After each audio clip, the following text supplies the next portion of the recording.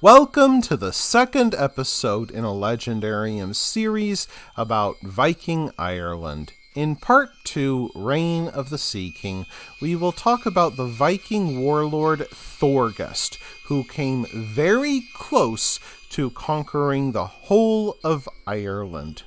During the early years of Ireland's Viking Age, the chroniclers were just as likely to write about Irish raids against Irish monasteries as Viking expeditions.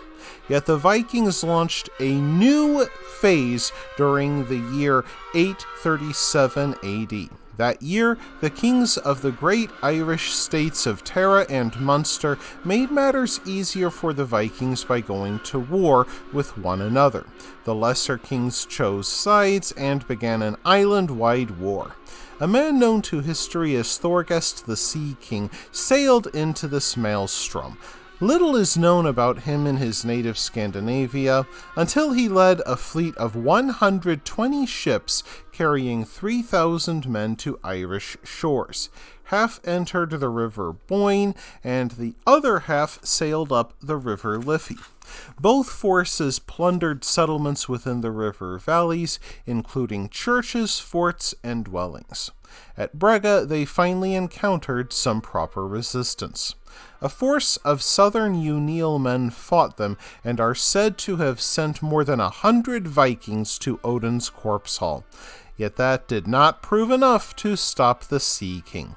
Pushing up the inland waterways of the East Midlands, the Sea-King's men sent the monastic towns of Glendalough, Kildare, and Lismore up in flames.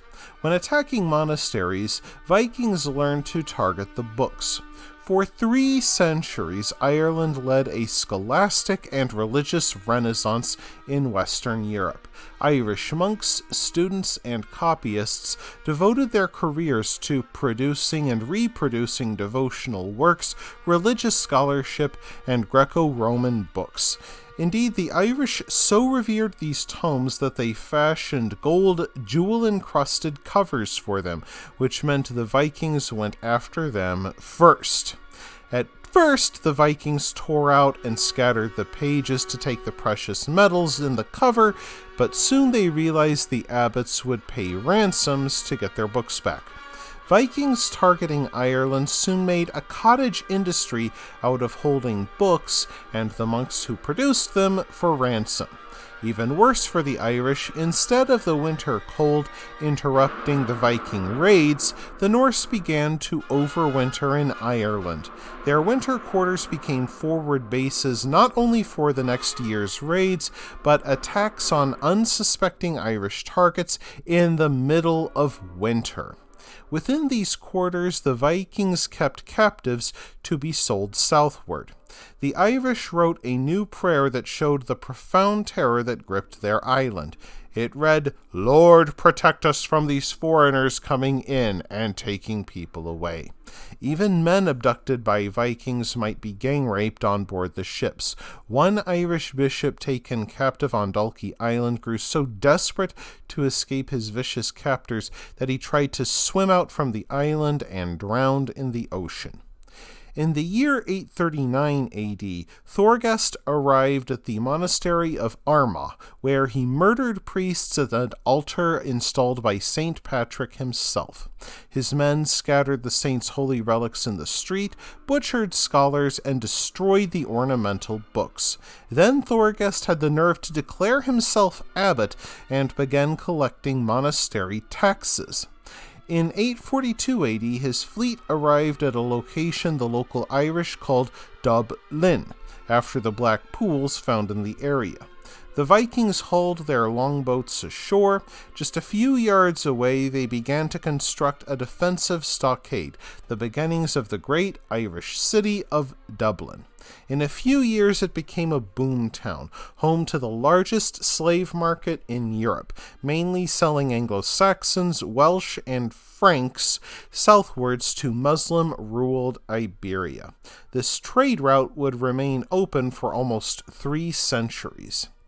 Determined to achieve more than mere harrying to fill his coffers, Thorgest sailed down the rivers of Ireland, collecting taxes. When not doing that, Thorgest founded new towns like Hexford and Waterford to serve as forward bases and trade centers. In 844 AD, he sailed around Ireland to Limerick on the western coast. After seizing the town, he mocked the local Christians by putting his wife upon the altar of the local church, where she made shamanistic prophecies from Odin. Thorgest talked about conquering the whole of Ireland. Indeed, the prospect of quick riches and the raucous Viking lifestyle drew in Irish converts. A wave of mixed marriages led to a generation of Hiberno-Norse children. Sensing a grave danger if Thorgest continued unchecked, the kings of Ireland set aside their feuds to focus upon the real threat, Thorgest the Sea-King. In 845 AD, King Niall of Tara met Thorgest in battle while defending his ancestral province of Ulster. The two warlords met on the plain of Moynith. King Niall made use of Viking tactics such as the shield wall to absorb missile attacks. According to the annals, a countless number fell. Despite the harrowing losses, King Niall crushed Thorgest the Sea-King and eventually captured him as he tried to flee the battle. He ordered Thorgest rowed into the middle of a river, weighed him down with stones, and threw him in. Thus ended the Sea-King's dreams of conquest. Yet more Irish successes against the Vikings followed. Mael Sechnall I, a descendant of the Southern Unial dynasty, who styled himself High King of Ireland, won the most famous battle in 848 AD. His chroniclers claimed that 700 Vikings went to Odin's corpse hall. Some of those Vikings died at the clubs of Irish monks who battled alongside their countrymen, wielding sticks because church orders forbade them from shedding blood with knives or axes.